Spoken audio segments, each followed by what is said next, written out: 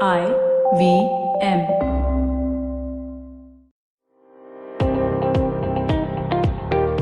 Welcome to All Things Policy, a daily podcast by the Takshashila Institution. We are a bunch of policy nerds based in Bengaluru, and we like bringing fresh perspectives to Indian affairs and Indian perspectives to global affairs. So grab a cup of coffee, sit back, and join us for today's chat. Hello and welcome to All Things Policy. I'm Manoj Kewalramani, and today I have with me a special guest to talk about India's relationship with Taiwan.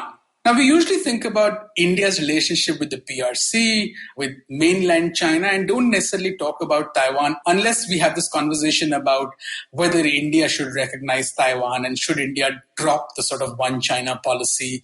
That's sort of a conversation. But we very rarely have a conversation about what is the sort of intrinsic and historical and also interesting economic relationship that India has with Taiwan. And beyond the sort of political card that people talk about, can we think of imagining a deeper relationship without getting into a political mess? To talk about this with me, I have Sana Hashmi. She is a Taiwan Fellow at the Institute of International Relations, National Chengchi University. She's gone there this year. And she's also working on a book on India and Taiwan's new southbound policy. So I'm going to try and talk to Sana about the changes that she's witnessing in Taiwan in terms of the political landscape of Taiwan and also the relationship with India. So Sana, firstly, welcome to the conversation. Thank you, Manoj. And it's my pleasure to be on the podcast today. All right, Sana, so let me just go back first in time and let's look at history. I mean, we don't really talk about it. So we all talk about the history of China, of India and the PRC, right? I mean, this is the 70 years of relationship we've just completed. On April 1st, 1950, India recognized the People's Republic of China, which is about 4 or 5 months after, about 6 odd months after it formally came into being in October 1949. Yet the PRC came into being after a civil war, which saw the nationalist government and the leader of the nationalist government, Chiang Kai-shek, fleeing to Taiwan. Yet if you sort of roll back a little bit further, back into the 40s, Chiang Kai-shek, as the leader of China then in the 1940s, visited India. He had a relationship with Nehru. And I want you to talk to us a little bit about what that relationship was like and what it entailed for India to sort of acknowledge the PRC as legitimately China. Thank you for the question, Manoj. And it's very important that we talk about history because I believe that if we really need to understand what is happening between India and China, and of course India and Taiwan, I think we really need to understand history. So in the 1940s, we know that Chiang Kai-shek visited India and also Nehru visited China. And there was some personalized relationship between Chiang Kai-shek and Nehru.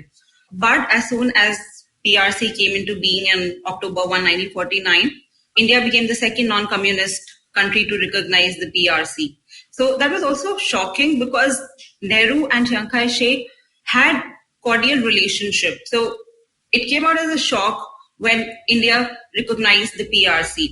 So I believe it happened primarily because Nehru believed that there is some kind of commonality between the PRC and India. So in fact, when the PRC came into being on October 1st, 1949, Mao Zedong declared China's foreign policy leaning. He declared 3 principles to guide China's foreign policy. And out of those 3 principles, 2 principles were about Taiwan. The 2 principles were starting anew, putting the house in order before inviting the guest. So by this, Mao meant that if countries want to establish diplomatic ties with the PRC, they need to relinquish ties with the Republic of China.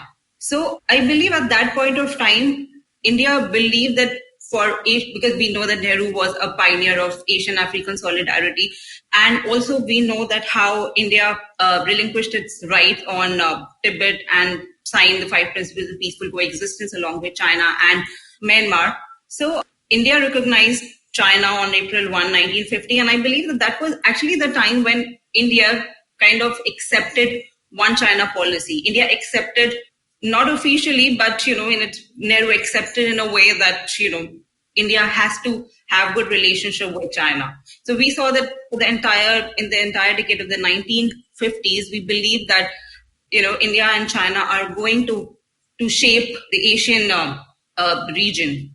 It's interesting. It seems like, this was a pragmatic political move that Nehru was making, looking at the dynamics within sort of the mainland of China, right? I mean, the People's Republic had been formed because of the Revolutionary Army, essentially the Red Army, overthrowing the nationalist government, and Chiang Kai-shek essentially being relegated to this tiny little island on the sidelines, and the sense that there could be, although it was very difficult for the Red Army to sort of push further because of lack of naval prowess, or to be able to sort of go there, hold the island. Those are difficult things for it to do. But this seemed like from Nehru's point of view, from India's point of view, this was about pragmatism, like you said, looking at the broader goal of Asian and African solidarity from the point of view of also what was emerging as the early sort of steps into the Cold War between the two great powers, the US and Soviet Union. So it seemed like this was about pragmatic policy as opposed to necessarily principle in some ways, right? Also, if you look at it, I think it was a natural, logical step for Nehru to go for the PRC, because the thing is, we saw how India chose to be aligned with the Soviet Union. Of course, we know that India has been following the non-alignment policy, but of course, this was the thing. So I believe it was a very logical step for India to look towards China and to establish a relationship with China in the 1950s. All right, so let's sort of fast forward, right? I mean, we know that there's a point of time in which, in the 1960s, where India's relationship with China, essentially with the PRC, go into deep freeze. That's after the 1962 war. Soon after that, we see a deeper relationship developing between the PRC and Pakistan. In this period, till we sort of return to some degree of normalcy between New Delhi and Beijing, there was very little that New Delhi did with Taipei, right? I mean, again, it seems like it was an opportunity lost at that point of time, particularly when your relationship with the PRC was in deep freeze. Or was it that the power dynamic internationally had changed so significantly that with, say, the 64 nuclear test by China, China's admission to the UN Security Council, the PRCs, had the power dynamic changed for us to do something, or was that a window where India could have sort of contemplated some sort of policy shift? See, first we have to see what happened in the 1950s. So I think Nehru was very hopeful about having a relationship with China. And in fact, Nehru asked Zhou Enlai if there exists a boundary dispute between India and China. And China always said that there has been misunderstanding, and China didn't get time to update the maps, and there exists no boundary dispute between India and China. So, of course, Nehru was pragmatic about having cordial relationship with China throughout the 1950s. And it was only in the late 1950s when Nehru accepted in the parliament that there exists a boundary dispute between India and China because a strong Chinese detachment has entered Indian territory. So, and we know how negotiations began in 1959 and how negotiations failed, and which led to the boundary dispute between 1962, and this also led to the suspension of bilateral ambassadorial relationship for some time till 1976. A lot of scholars say that it was a missed opportunity, because even during that period we really didn't look towards Republic of China. We didn't really upgrade a relationship with Republic of China.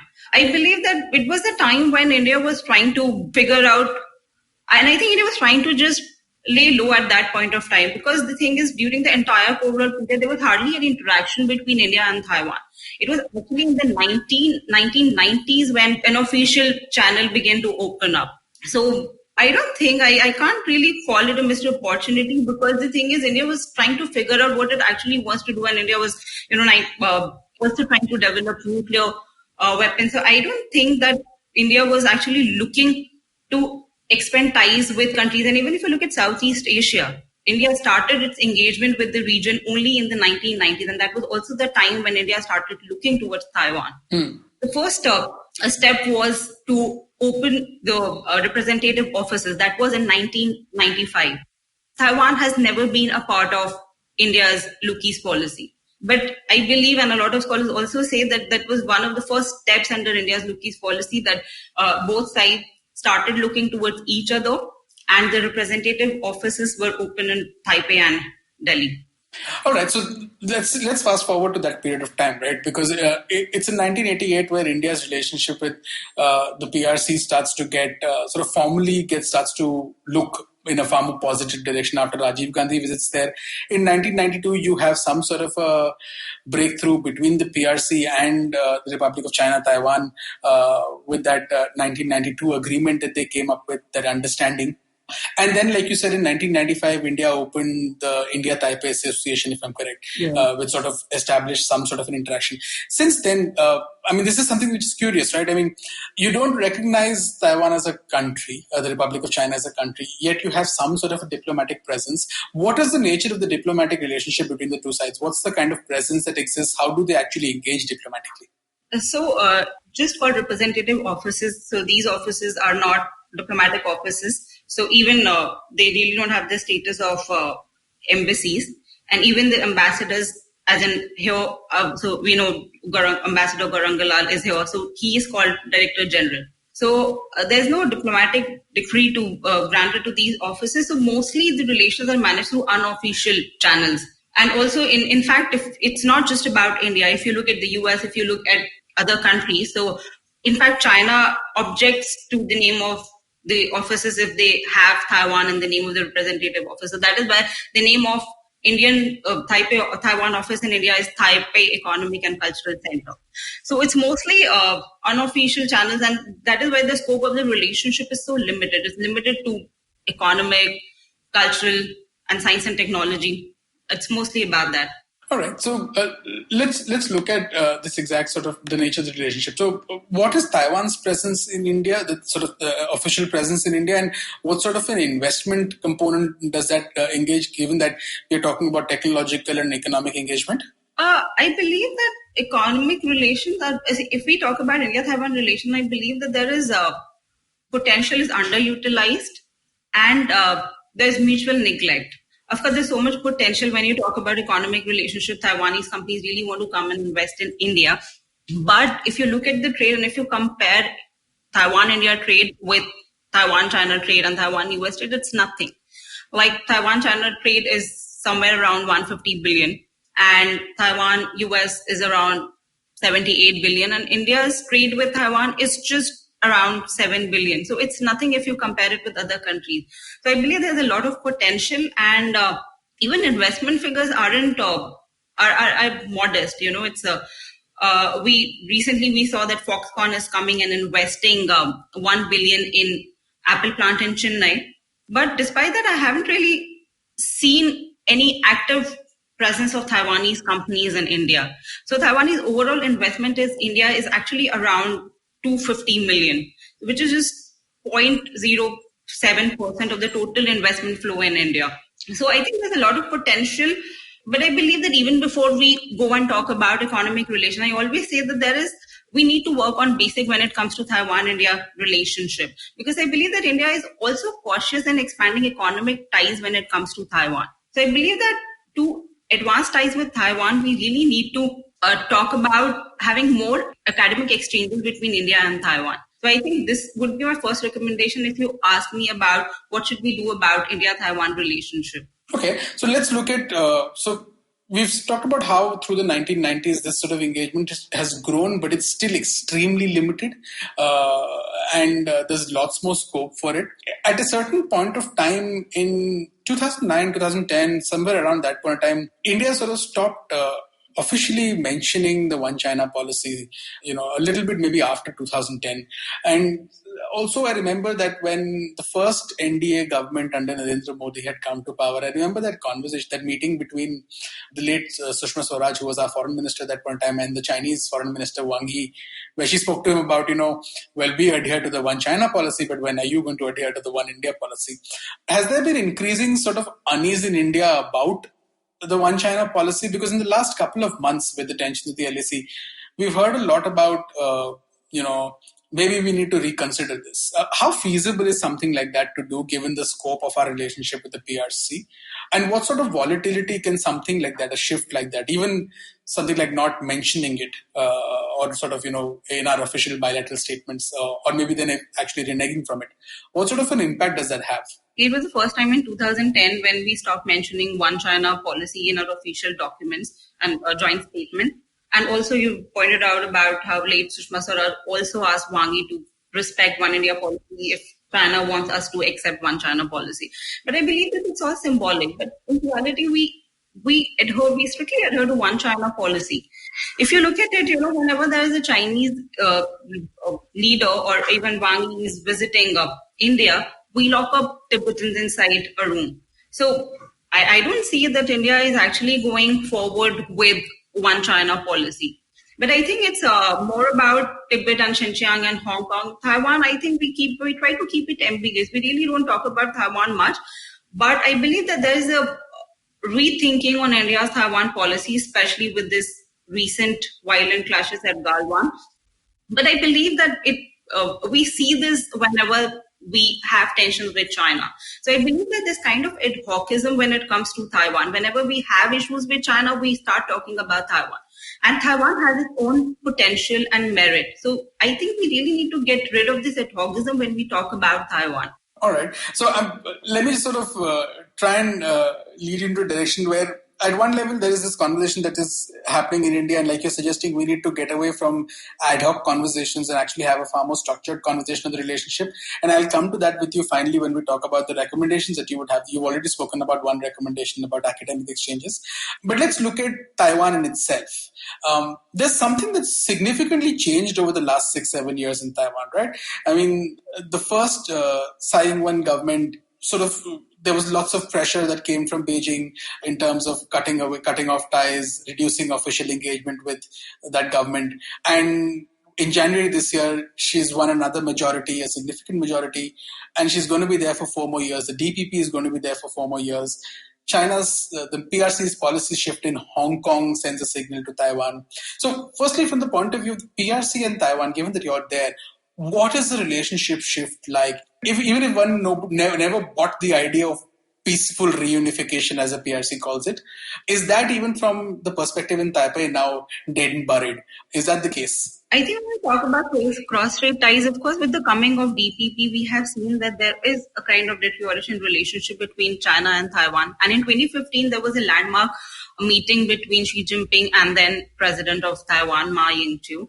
So, of course, as Tsai Ing-wen came to power, so one of the first things she did was to refuse to accept the 1992 consensus. So since then, and also 2016 was the year when WHO just, took away Taiwan's observer status. So the relationship has been deteriorated, and we have seen in the past 4 or 5 years that China has been trying to shrink Taiwan's international space. It has been poaching Taiwan's diplomatic ally. So, of course, the relationship has been deteriorated. But to improve its international standing, Tsai Ing-wen administration came up with the new southbound policy. So, it's kind of an extension of Go South policy, which was started by KMT. So, Go South policy was to reduce dependence on China and to look toward the Southeast Asian region. But there's a distinction between Go South policy and New Southbound policy. Now, we are seeing that there are more countries under New Southbound policy.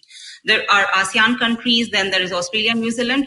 But the unprecedented development is that there are South Asian countries. So Taiwan looking towards South Asian region, I think it's an unprecedented development. So it's just not about reducing dependence on China. It's just not about minimizing tensions with China. It's about Taiwan's international standing and having expanded cooperation with countries which were not under Taiwan's radar before. So I think this is a distinct feature of Tsai Ing-wen's Taiwan foreign policy, which we're seeing in the recent past. This is interesting. It's sort of, there's an interesting dynamic that's playing out. At one level, like you said, Beijing is trying to sort of constrain Taiwan's space, the ROC's space internationally. At the same time, the ROC is trying to sort of expand its space via the new southbound policy. At the same time, there is deeper friction between the PRC and the ROC, and now also between the PRC and India. Friction has existed, but the Galwan clash that you talked about sort of brought it to the fore in a way that we've not seen for the last 4.5 decades. So we're at a point where there is intense volatility if you were to just look at this triangle with, each member, Taiwan with the PRC and India with the PRC. At this point of time, India's engagement, like you're talking about in the context of the southbound policy. Firstly, what is the kind of engagement that India and Taiwan can have within the framework of the new southbound policy? And what can we anticipate as sort of a reaction from the PRC if that engagement deepens? New Southbound policy talks about expanding cooperation in areas such as economic, people-to-people ties, and cultural ties. So I think it very well fits under the framework of countries' adherence to one China policy. So I think even Taiwan has been very careful while drafting the features of New Southbound policy. But I believe that India has been cautious in expanding ties in areas which are, harmless to even cross-strait ties or India-China relationship. But, I would like to talk about interaction between India and Taiwan, because when Prime Minister Modi came to power in 2014, we saw that there were exchanges between India and Taiwan. And in fact, he had prior exposure to Taiwan. In 1999, he visited Taiwan when he was the General Secretary of BJP. And also, when he was the Chief Minister of Gujarat, he invited a huge business delegation from Taiwan. And also in 2014, in his swearing-in ceremony, he invited Ambassador Tian, who was the representative of Taipei Economic and Cultural Center. And in fact, there have been several agreements which have been in place between India and Taiwan. And these agreements were mostly signed in the late 2000s and the early 2010s. So there were interactions, and there were several visits from Taiwan side. There were several parliamentary delegation visits. So, in fact, the last visit was by all-women parliamentary delegation to Taiwan. So that was actually not received well by China, and I think that was a turning point. That was the time when India just stopped having any major interaction between India and Taiwan. In fact, Global Times issued an article, and I remember it was written that India is playing with fire and Taiwan is Achilles' heel for China. So that was a time when India decided that it needs to put advancing ties with Taiwan on hold, and it really needs to focus on China for the time being. So I believe that it's not that India doesn't realize the importance of engaging Taiwan. India knows how important it is to engage Taiwan, which is a thriving economy and which is a democracy. But I always believe and say that there have been few constraints which is important for India to deal with before we even think about advancing ties with Taiwan. And what are these constraints that you wanted to highlight? Yeah, so first is, of course, officially we follow one China policy. So there was, as we talked about it, there was some rethinking on one China policy, but in reality, we still follow one China policy. But the second constraint which I want to talk about is the protracted border dispute. So, especially after this Galwan incident, a lot of scholars, and in fact, there has been domestic debate that we need to advance ties with Taiwan. But I believe that it is not an opportunity. It's actually a constraint for India, because we know that by not resolving the dispute, China is keeping India preoccupied with this 7-decade-old boundary dispute. So it is actually in China's interest to keep the dispute alive with India. So China doesn't lose much, but having a disputed and undemarcated border with country as assertive and aggressive as China acts as a pressure tactic on India. So I believe that in such a situation, if at all India decides to advance ties with Taiwan, there are chances it will have to face a more aggressive China. So it is aware that the more India engages Taiwan, the more backlash it is going to receive from the Chinese side. And friendship and cooperation with Taiwan means perpetual animosity with China. So this will also mean that China getting more aggressive on the border front. So I don't think India is kind of ready to face a more assertive and aggressive China at this point of time. Now that China is aggressive. Yeah, exactly. That's the other thing, right? I mean, it's not like it's anyway being benign otherwise.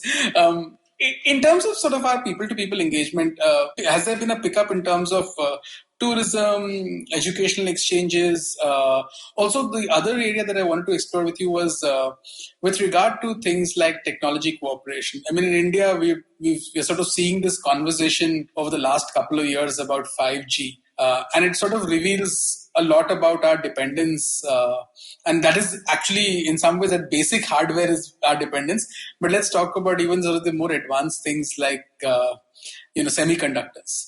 We're dependent on the entire value chain, tech value chain, international, in terms of imports. Are those sort of two areas in terms of, firstly, from people-to-people exchange point of view, what is the kind of, have you seen a change that's taken place, that there is a greater focus on that and actually there is some tangible impact that's happening in terms of tourism or scholarly exchanges and education? And secondly, from a tech point of view, is there an area that we should be focusing on far more seriously than we are actually right now? First, I'll talk about tourism prospect. So I've spoken to a few of my friends in India, and I told them that how beautiful Taiwan is. They have no idea that Taiwan is, they could come to Taiwan for tourism purpose. They talk about going to Southeast Asia, they talk about going to China, but Taiwan doesn't really is not even a preference when they think about going for a vacation. So in India, they hardly know about Taiwan, because even when I was coming, a lot of people told me that, you can't go because there's a virus in China and Taiwan is a part of China. So I think we really need to make people aware about Taiwan, that Taiwan is not a part of China. So, but Taiwan Tourism Bureau has been trying to improve tourism prospects. So there's a tourism office which was opened in Mumbai. So, and in fact, Vistara was about to start a direct flight between Delhi and Taipei. So I think they're working on it, but I don't think there are a lot of tourist flow between Taiwan and India. And when it comes to educational exchanges, I don't really see a lot of scholars. There's mutual neglect. I don't see a lot of scholars in Taiwan working on India. And also we see a lot of China experts. But how many people are actually working on Taiwan? In fact, I was looking at literature. There's hardly any single authored book on India-Taiwan relationship.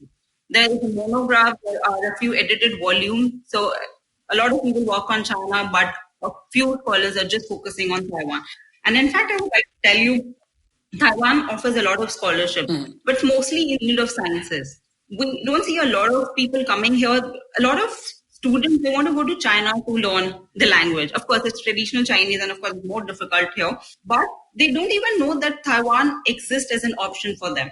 So what I've seen here is that there are a lot of people from the sciences background who come here. But also I want to quote Jabin Jacob here. So I was reading his one of his publications on India, Taiwan, and he mentioned that people who are coming here, students who are coming here on for doing research on sciences, the scholarship. So these are the people who are largely apolitical.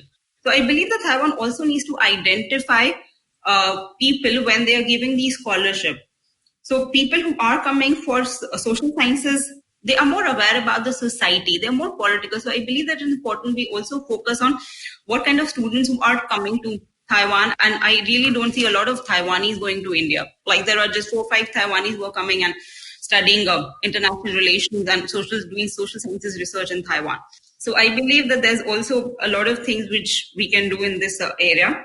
And then I don't really focus on, I know that it's a very important area, the semiconductors. Taiwan has a lot of potential, but I haven't really started reading much about that. All right, so let's just conclude with, the 3 things that you would like to see change over the next 5 years between India and Taiwan.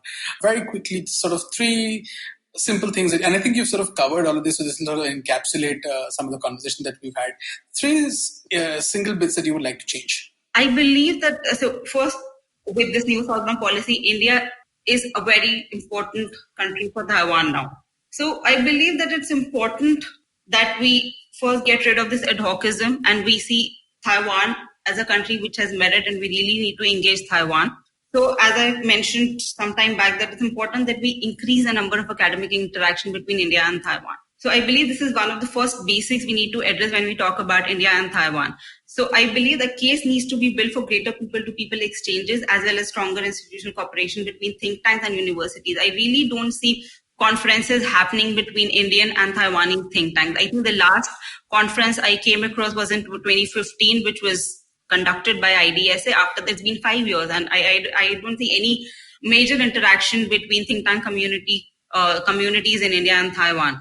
And of course, I believe that we really need to focus on the economic relationship. 7 billion trade is abysmally low when we talk about India and Taiwan. And Taiwanese companies really want to come to India. So I believe we really need to focus on this aspect also.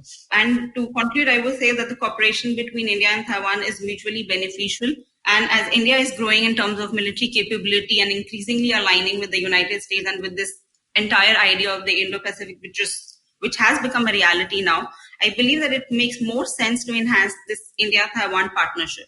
And I believe that if India does not engage Taiwan now, it will be a missed opportunity for India.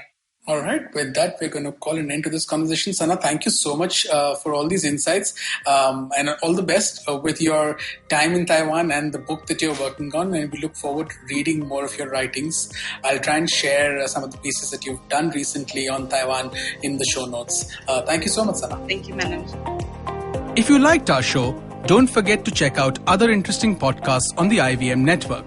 You can tune into them on the IVM Podcast app, ivmpodcast.com, or wherever you listen to your podcasts. You can also follow IVM on social media. The handle is @IVM Podcasts on Twitter, Facebook, and Instagram. And hey, if you'd like to dive into Takshashila's research on technology, strategy, and economic affairs, check us out at our Twitter handle @Takshashila INST or our website takshashila.org.in.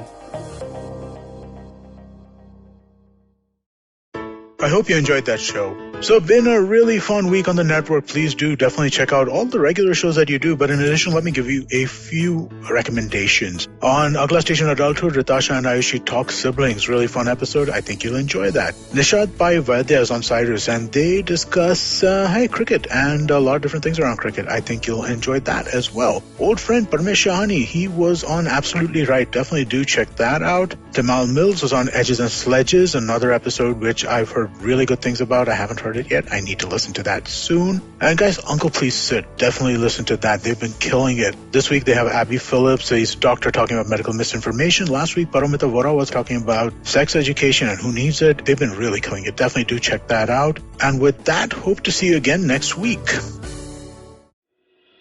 Namaskar, dear Bandhu. My name is Ashish Vidyarthi. These are truly challenging times, and in these times, we need hope. Do take time to listen to my podcast, Begin the Journey. Available on IVM Podcasts, website, app, or wherever you listen to podcasts. Remember, there is hope because there's one life and we are alive.